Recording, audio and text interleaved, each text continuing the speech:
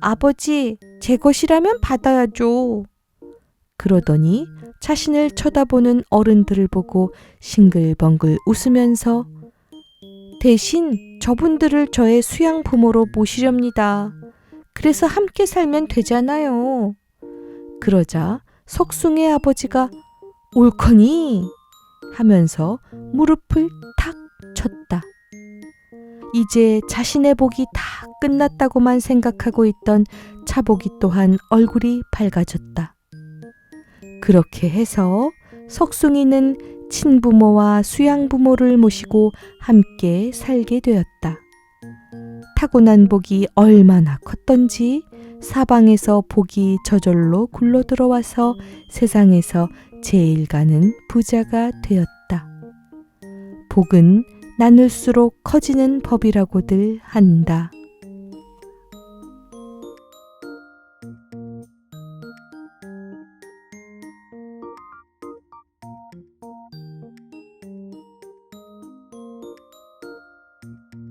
안녕하세요. 달고나입니다. 오늘부터는 한국 민담을 비롯하여 세계 각국의 민담을 소개하려고 합니다. 거기서 듣는 오디오북 채널을 개설하고 주로 한국 근현대 단편소설 위주로 오디오북을 제작했는데요. 벌써 채널 개설한 지 1년이 넘었어요. 이제 분위기를 좀 바꿔보려고 합니다. 세계 3대 심리학자 칼 융은 인간에게는 집단 무의식이 있다고 합니다. 그래서 인간은 비슷한 신화, 설화, 민담 등을 공유한다고 합니다. 그러니까 유럽 사람들이 가지고 있는 옛날 이야기, 신화, 설화 같은 것하고 한국 사람이 가지고 있는 옛날 이야기, 신화, 설화 같은 것이 비슷하게 겹치는 부분이 있다는 거죠. 완전히 똑같지는 않지만 말이죠. 신기하죠? 그래서 앞으로 소개될 이야기들, 그러니까는 유럽 이야기들하고 일본 이야기, 아니면 우리나라 이야기, 설화들, 옛날 이야기들이 비슷한 내용을 가진 것들이 많다는 걸 여러분들께서 느끼실 수 있을 겁니다. 그리고 민담이라는 이야기가 그렇잖아요. 옛날 옛적으로 시작하는 우리들의 이야기, 인간의 무의식에 자리하고 있는 이야기거든요. 들으면 들을수록 마음을 편안하게 해주는 능력이 민담에는 있습니다. 여행지의 풍경과 함께 여러분에게 위로가 되는 이야기를 들려드리고 싶은 것이 달고나의 마음입니다. 오늘은 한국 민담 하늘에서 빌려온 복을 소개해드리겠습니다. 일산 호수공원의 싱그러운 장미와 함께 들어보실까요?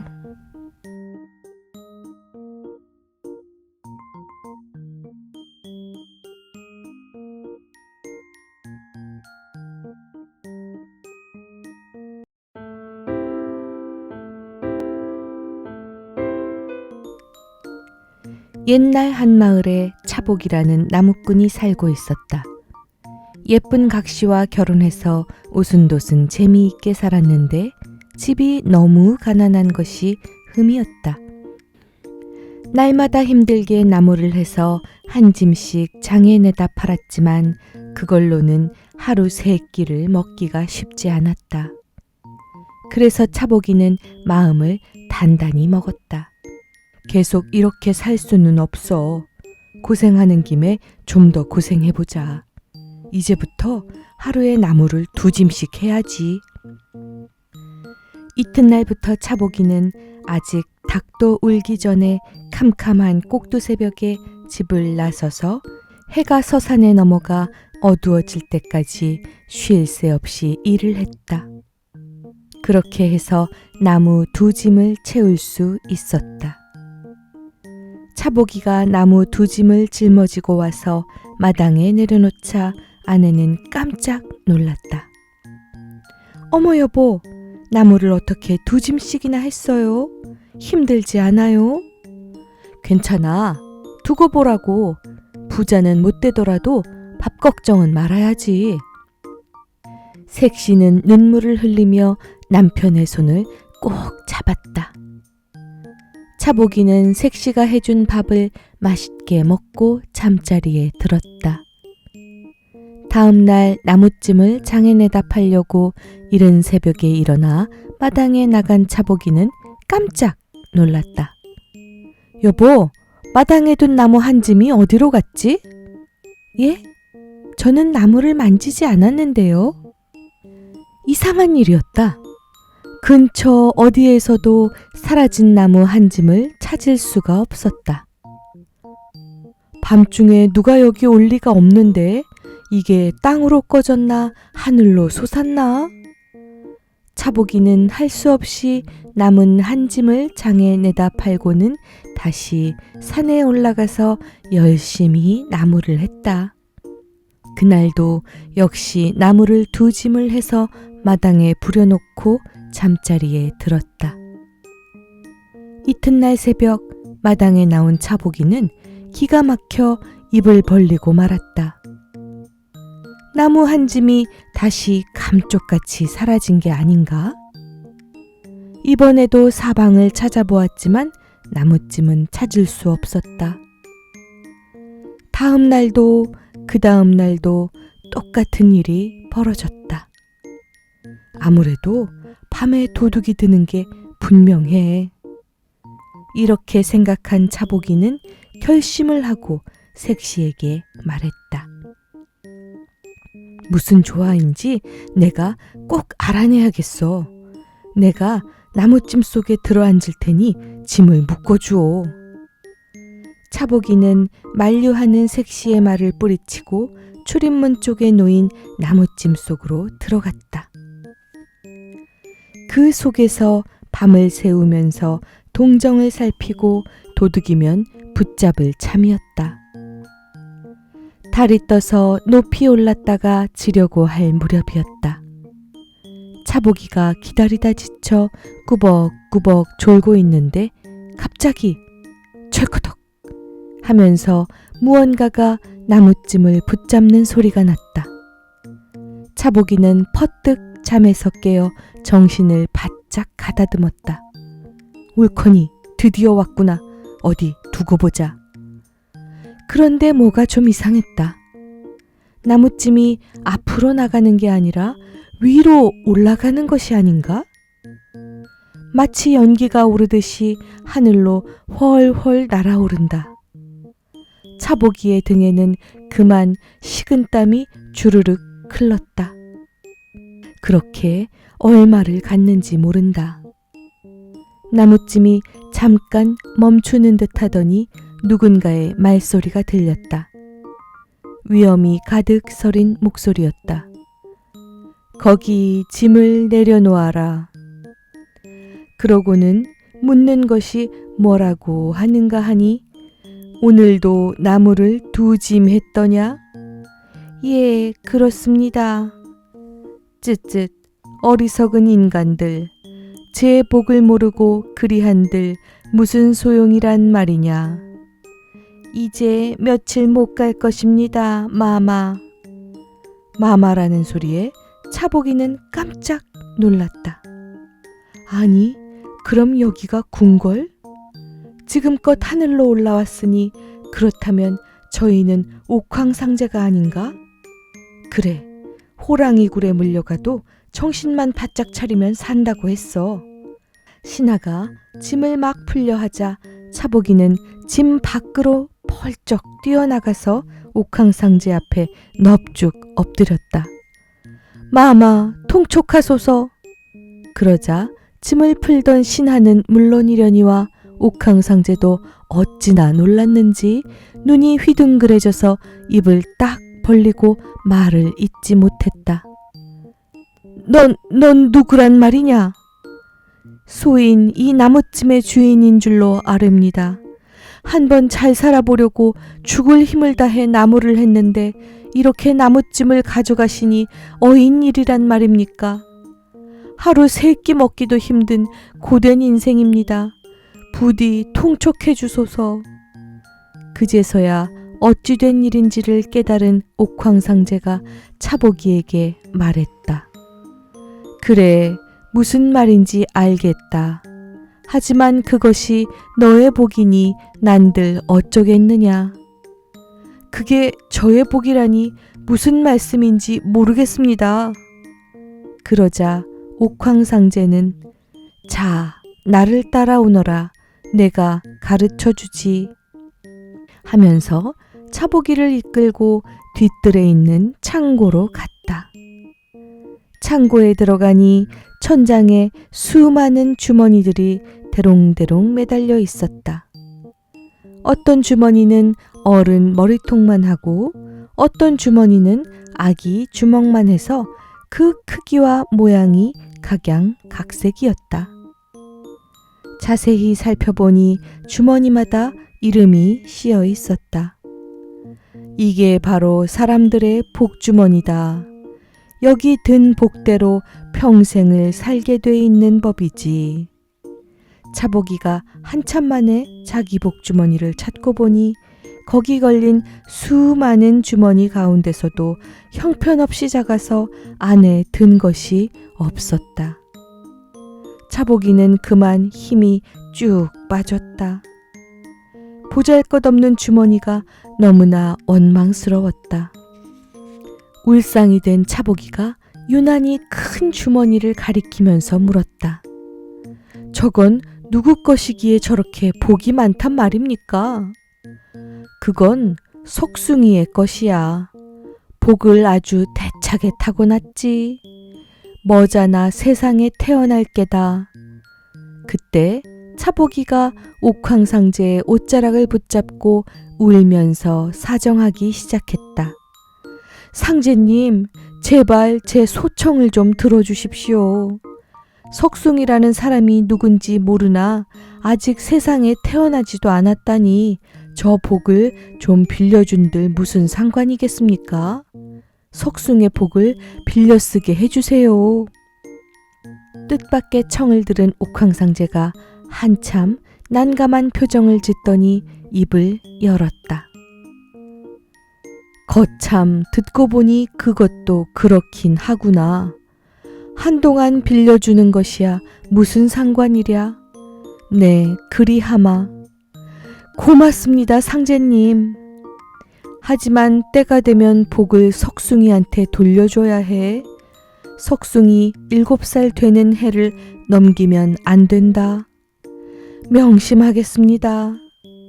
이렇게 해서 차보기는 옥황상제로부터 석숭의 복을 빌려오게 되었다.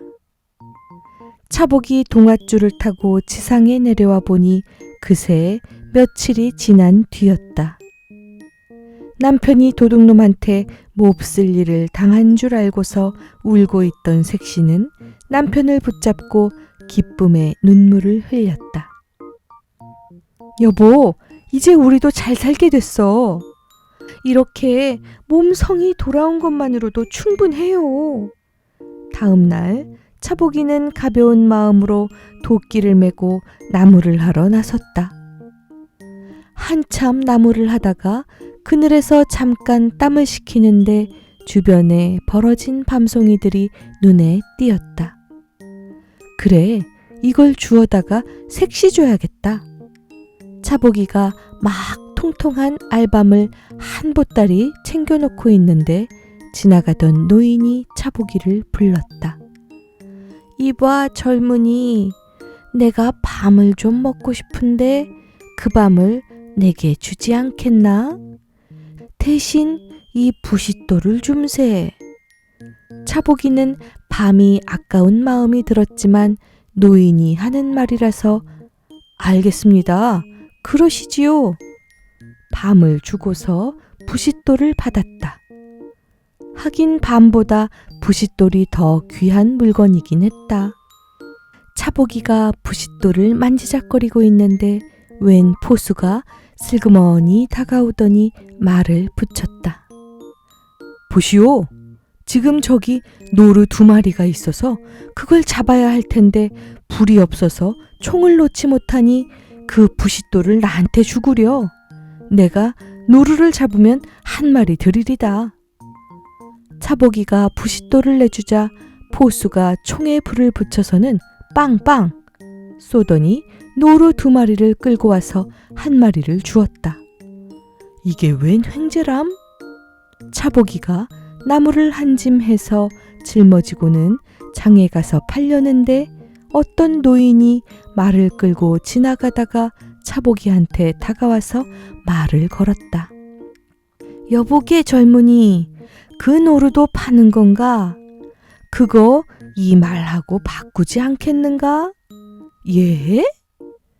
이 말이 영 몹쓸 말이란 말이야.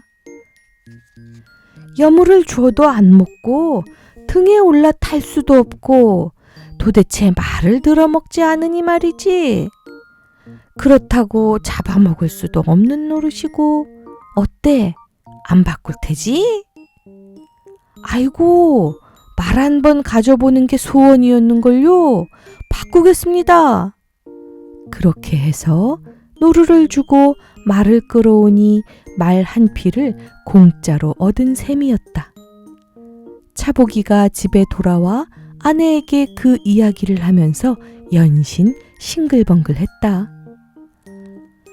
정말 우리한테 복이 오긴 오려나 봐. 다음 날 아침 차보기가 나무를 하러 나서려는데 누가 급히 주인을 찾았다. 차보기가 나가보니 웬 낯선 한량이었다. 보시오, 당신이 어제 장에서 노인한테 말을 산 사람 맞습니까? 그렇습니다만 값을 후히 쳐드릴 테니 그 말을 나한테 파시오. 내 황소 1마리와 금 10량을 드리리다. 차보기는 그만 눈이 휘둥그레졌다. 그 말은 허우대만 멀쩡하지 쓸데가 없는 말인걸요. 그렇지 않아요. 이 말이 천하의 명말합니다. 그간 주인을 못 만나서 그랬던 게지요. 내가 묵과 시험을 보려 하는데 이 말이 꼭 필요하니 제발 나한테 파세요. 그럼 그러시지요. 차보기가 말을 내주고 금 10량에 황소까지 받으니 미천을 잡아도 아주 크게 잡은 셈이었다. 그 돈으로 논과 밭을 새로 사니 생전 처음 가져보는 농토였다. 차보기가 황소로 밭을 갈면서 남들보다 갑절이나 열심히 일을 하자 이듬해 농토가 배로 늘고 그 다음 해에 또다시 2배로 늘었다. 몇 년이 지나지 않아서 차보기는 갑부 소리를 듣게 되었다. 그새 아들과 딸을 하나씩 두니 이제 세상에 부러울 것이 없었다. 다만 한 가지 걱정은 머지않아 석숭이한테 복을 돌려줘야 할 때가 올 텐데 하는 것이었다. 그러던 어느 날 차복의 집에 웬 거지 부부가 동냥을 하러 왔다. 살펴보니 그 아내가 아기를 가져 만삭의 몸인데 제대로 먹지를 못해 모습이 말이 아니었다. 차보기 부부는 얼른 그들을 안으로 들여서 따뜻한 방에 쉬게 하고 맛난 음식으로 대접했다. 고맙습니다. 이 은혜를 어떻게 갚아야 할지. 뭘요? 서로 도우면서 살아야지요.